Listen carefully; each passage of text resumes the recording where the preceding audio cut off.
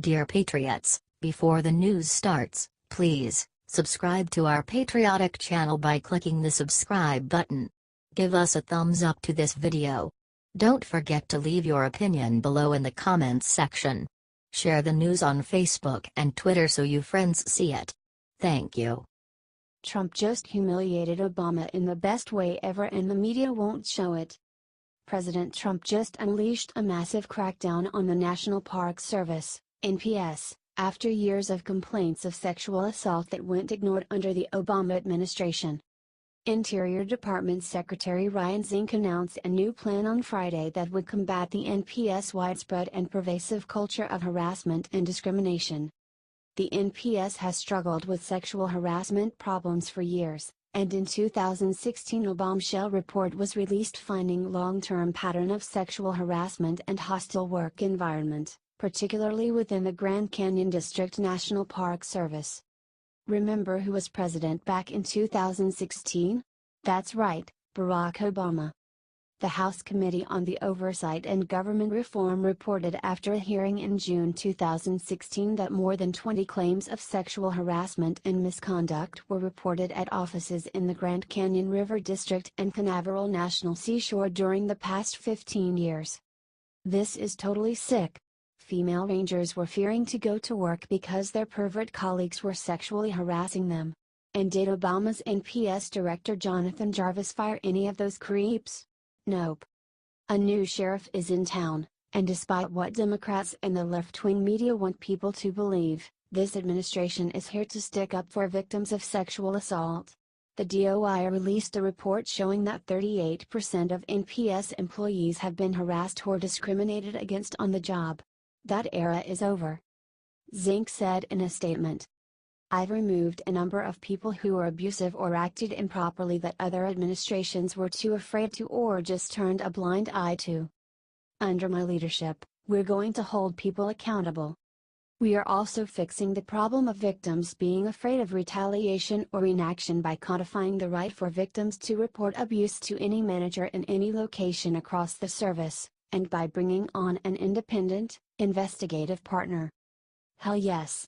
The Trump administration is showing the world how to deal with sexual predators, and this juxtaposition is especially pertinent in the wake of Democrat bankroller Hollywood exec and serial assaulter Harvey Weinstein's public disgrace. Share this out if you are proud of our president. HT Daily Caller.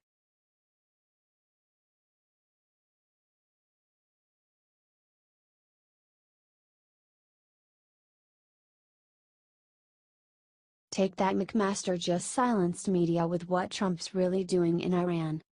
Just days ago, Trump announced that he will not recertify Obama's shady Iran deal. Trump has said it's the worst deal ever, and he means it. But he's aware that, because of where Obama put us, it wouldn't do us any good to simply trash the whole thing now.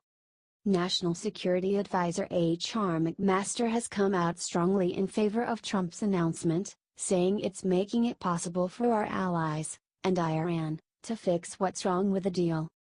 It is a weak deal that is being weekly monitored, and so the president has made clear he will not permit this deal to provide cover for what we know is a horrible regime to develop a nuclear weapon. McMaster just said on Fox News Sunday. What the president has done is, he has set out a marker to Iran, our allies and our partners, that we have to fix fundamental flaws in this deal. While our allies have come out and said they stand by the deal, McMaster stated that they are already revisiting the terms of the deal. France, Germany and the UK support more rigorous enforcement and monitoring. You gotta love our president, y'all. He's looking for real change in enforcement and monitoring that will make our world safe from this dangerous regime, with real nuclear capability. And our allies are coming along. If he sees real change, he will not completely scrap the deal. It's the art of the deal, y'all. And our president truly makes it an art. If you're proud of our president, please share everywhere, and comment I agree with Trump's stance on Iran. H.T. The Hill.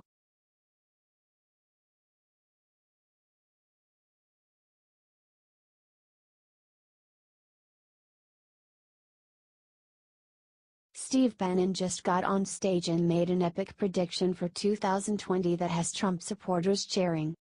Former White House chief strategist and current Breitbart editor-in-chief Steve Bannon addressed the Values Voter Summit in Washington, D.C., on Saturday with a message all Trump voters are going to love. President Trump isn't only going to finish this term, but he's going to finish with 400 electoral votes in 2020. Getting 400 electoral votes is difficult but certainly possible. As the Washington Examiner notes, George H.W. Bush won 426 electoral votes against Democrat Michael Dukakis during the 1988 election.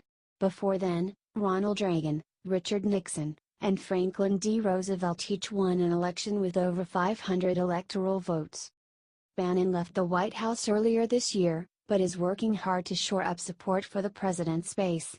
President Trump was dealt several disappointments with Congress's failure to deliver health care reform, but last week he began making moves to bring changes himself, ending Obamacare subsidies and signing an executive order allowing for cheaper health care coverage across state lines. With moves like these, President Trump is showing that he is delivering on the promises he made to the American people during his 2016 election. If the next 3 years prove to be more of the same, Steve Bannon's prediction might just come true. HT Washington Examiner.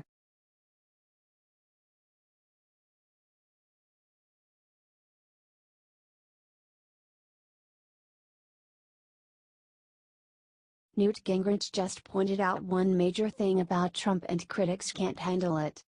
Newt Gingrich praised President Trump's recent moves in foreign and domestic policy on AM 970's The Answer Sunday morning, noting that Democrats and establishment Republicans, among others, are unhappy with his recent successes.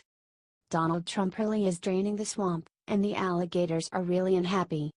This guy is actually doing what he said he would do. We're getting conservative judges nominated.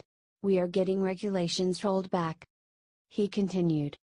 We're getting a much more aggressive pro-American trade policy and pro-American foreign policy. The other side sees this as the end of their way of life. President Trump has been calling out politicians on both sides of the aisle for obstruction, corruption, and not keeping their promises to the American people. Some politicians just can't seem to cope. Gingrich went on to say how President Trump's more aggressive America First foreign policy plan has led to victories abroad, most recently the rescue of American hostages by Pakistani troops in Afghanistan. The Pakistanis understand how much tougher and how much more aggressive the Trump administration is than the Obama administration. And I think they're trying to find some way to appease us because they know that we are very angry at them. Remember, they had bin Laden in their country for a decade. As a result, they're scrambling to find a way to appease us. President Trump's America First plan helped save those Americans taken hostage, which many critics are going to find hard to admit. Gingrich nailed it. Not only is he whipping the establishment politicians into shape, but Pakistan and the rest of the world have woken up to the fact that America is not going to be taken advantage of with President Trump at the helm. Love our president? Share it out. HT The Hill.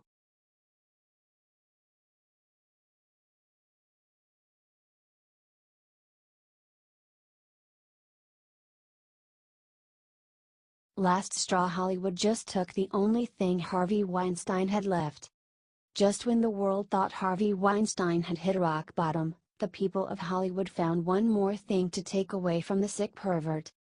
He had already been fired from his movie company. His wife has filed for divorce from him. The U.S. Justice Department made him cancel his rehab in Europe in case he fled. All he had left was his chair on the board for the Oscars. Not anymore. Greater than last night, the Academy of Motion Picture Arts and Sciences finally decided to expel Weinstein from their board. The move came just hours after British actress Lisette Anthony came out and detailed a time Weinstein allegedly raped her. Apparently, the first dozen allegations against the producer and his admittance to many of them were not enough to make them kick the guy. Yeah, sure, it's good that they finally cut him off, but why the hell did it take them so long? Last week nobody on the left would say a bad word about Harvey. They are all guilty of covering for him, the Film Academy, famous actors and producers, even Barack Obama and Hillary Clinton. We cannot let them sweep this under the rug and pretend like it didn't happen. Weinstein was the kingpin of the Democrats in Hollywood and the absolute money man for a lot of their little political games. Let's hold them all accountable by making sure everyone sees this for themselves.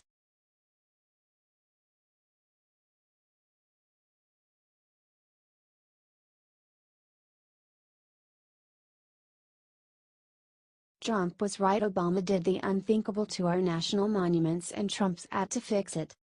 There is a massive fight going on over the future of America's national monuments. You see, there's this thing called the Antiquities Act, and it's really old. It allows presidents to set aside huge amounts of federal land as national monuments, which protect them from future development. Sounds like a liberal thing, right? Obama abused the act, locking up way more land from any development than 16 other presidents in the last 100 years. Conservatives are moving to restrict a president's power to lock up land, because it prevents communities from using said land to create jobs. And Trump is fully in favor of allowing his power to be curtailed in this way. Trump has called the act another egregious abuse of federal power. Of course, the libs are freaking out. Because they don't like to create jobs, they just like to make it hard for businesses to do business.